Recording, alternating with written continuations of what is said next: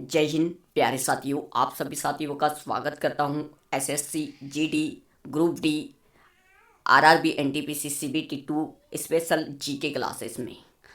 अगर अभी तक चैनल को सब्सक्राइब नहीं किया है तो सब्सक्राइब ज़रूर कर ले और हाँ, बेल आइकन को प्रेस कर दे ताकि समय समय पे आप लोगों को इसी प्रकार के लेटेस्ट वीडियो मिलते रहे। स्टार्ट करेंगे वीडियो और इम्पोर्टेंट टॉप 20 क्वेश्चन मैं आपके सामने लेके आया हूँ, वो भी वन लाइनर क्वेश्चन और शानदार होने वाले हैं और लगभग हर एग्ज़ाम में पूछे गए हैं और लगातार आपके पिछले एग्ज़ामों में यह क्वेश्चन रिपीट हुए हैं।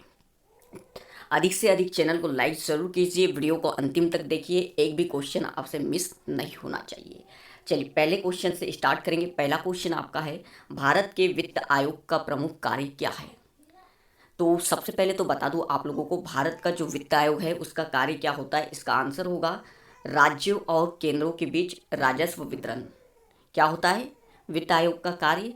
राज्यों और केंद्र के बीच राजस्व वितरण का कार्य होता है। और बात करेंगे हम अगर वित्त आयोग की, तो वित्त आयोग की बात कर ले तो हमारे भारत के संविधान के आर्टिकल 280 में वित्त आयोग का गठन किया गया है। यानी इसका वर्णन जो मिलता है वो आपके आर्टिकल 280 में मिलता है वित्त आयोग का।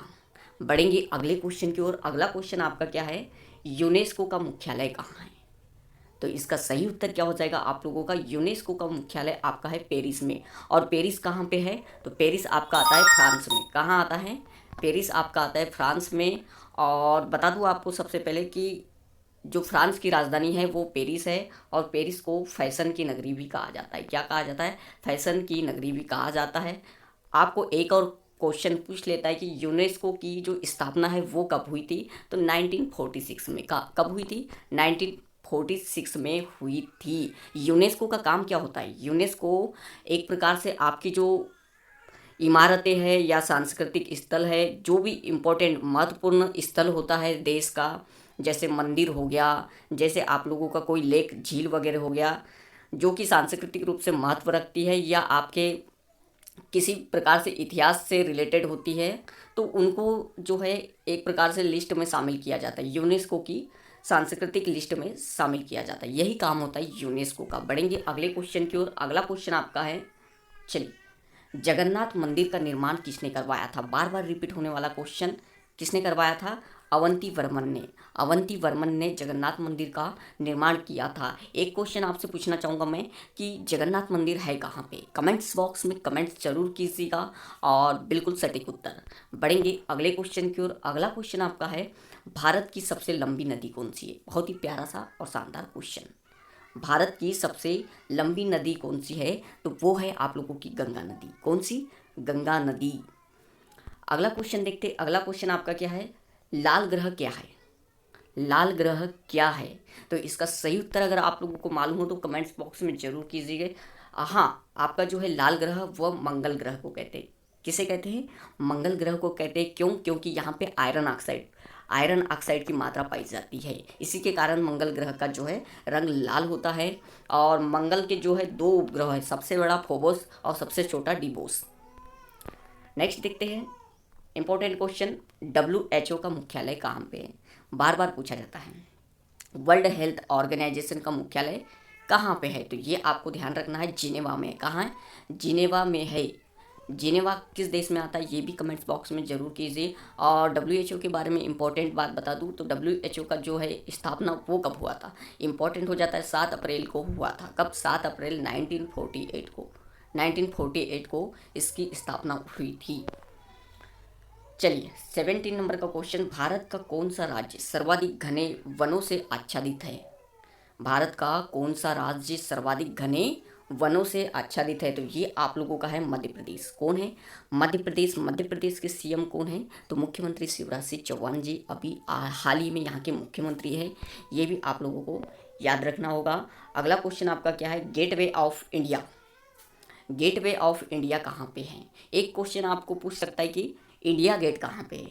इंडिया गेट कहाँ पे है? तो वो आप लोगों का कहाँ है? दिल्ली में है। और ये आप लोगों का गेटवे ऑफ इंडिया।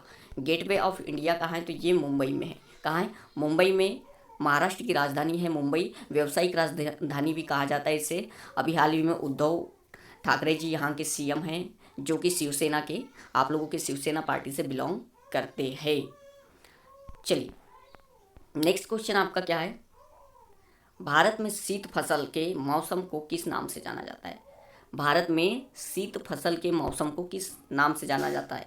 तो ये आप लोगों का सही उत्तर आप लोगों को कमेंट्स बॉक्स में कमेंट करके बताना है। कौन सा है? रबी। जो जब रबी की फसल बोई जाती है तब आप लोगों की कौन सी ऋतु होती है? शीत ऋतु होती है। ये आप लोगों को ध्यान में रहना है। जैसे हम रबी की फसल में कौन कौन सी फसल बोते हैं, जैसे गेहूँ हो गया, चना हो गया, सरसों हो गया, अलसी हो गया, इस प्रकार की फसलें यहाँ पे उत्पादित की जाती है। चलिए, अगर आप भी क्रिकेट प्रेमी हो तो आपके लिए ये क्वेश्चन आसान होगा, और नहीं हो क्रिकेट प्रेमी तो बता दूं, आप लोगों को इस प्रकार के क्वेश्चन पढ़ना होगा। क्यों? क्योंकि एग्ज़ाम में क्रिकेट के क्वेश्चन भी देखने को मिलते हैं, बार बार देखने को मिलते हैं, और ये सबसे ज़्यादा रिपीट होने वाले क्वेश्चन हैं। टेस्ट क्रिकेट में सबसे अधिक विकेट लेने वाले भारतीय क्रिकेट खिलाड़ी कौन हैं? टेस्ट क्रिकेट में सबसे अधिक विकेट लेने वाले भारतीय क्रिकेट खिलाड़ी कौन हैं? तो ये आपके हैं अनिल कुंबले जी। कौन है? अनिल कुंबले जी। 1983 का वर्ल्ड कप आपको याद होगा, नहीं याद तो याद जरूर कीजिएगा, जब भारत ने पहला वर्ल्ड कप इंडिया में लाया था। कब? 1983 को। इसी मैच के दौरान यह रिकॉर्ड हासिल किया गया था अनिल कुंबले जी के द्वारा। और हाँ, बता दूं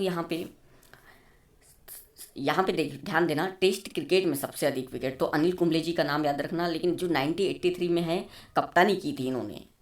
ओके, चलिए बढ़ेंगे अगले क्वेश्चन की ओर। अगला क्वेश्चन आपका क्या है, तो भारत में तिब्बत से होकर बहने वाली नदी कौन सी? अब याद कीजिए, तिब्बत वाला एरिया कौन सा कहलाता है? भारत का मैप अगर याद नहीं होगा तो कुछ इस प्रकार से बनता है आप लोगों का। ये पूर्व वाले राज्य है, इस प्रकार से इस साइड में राजस्थान है। ये जो ऊपर वाला क्षेत्र है ये, ओके, साउथ वाला, आई मीन नॉर्थ वाला, ओके, यानी उत्तर वाला, ये आप लोगों का तिब्बत कहलाता है। तिब्बत जो है चीन की सीमा से लगा हुआ है और भारत की भी सीमा से लगा हुआ है। तो तिब्बत से कौन सी नदी निकलती है आपको ध्यान रखना है, ब्रह्मपुत्रा नदी जो है वो तिब्बत से निकलती है। आई मीन असम वगैरह जो है वहाँ से बहते हुए जाती है।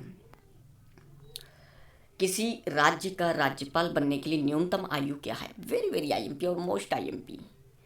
किसी राज्य का राज्यपाल बनने के लिए न्यूनतम आयु क्या है? चलिए, तो इसकी न्यूनतम आयु आपको नोट डाउन कर लेना है। बार बार ऐसे क्वेश्चन पूछते हैं और आप कंफ्यूज हो जाते हो। 35 वर्ष यानी 35 वर्ष होना चाहिए न्यूनतम आयु। उसके नीचे वाले व्यक्ति राज्यपाल नहीं बन सकते हैं। आपको 35 वर्ष की आयु पूरी करना होगा, जब आप किसी भी स्टेट के गवर्नर, राज्यपाल बन सकते हो।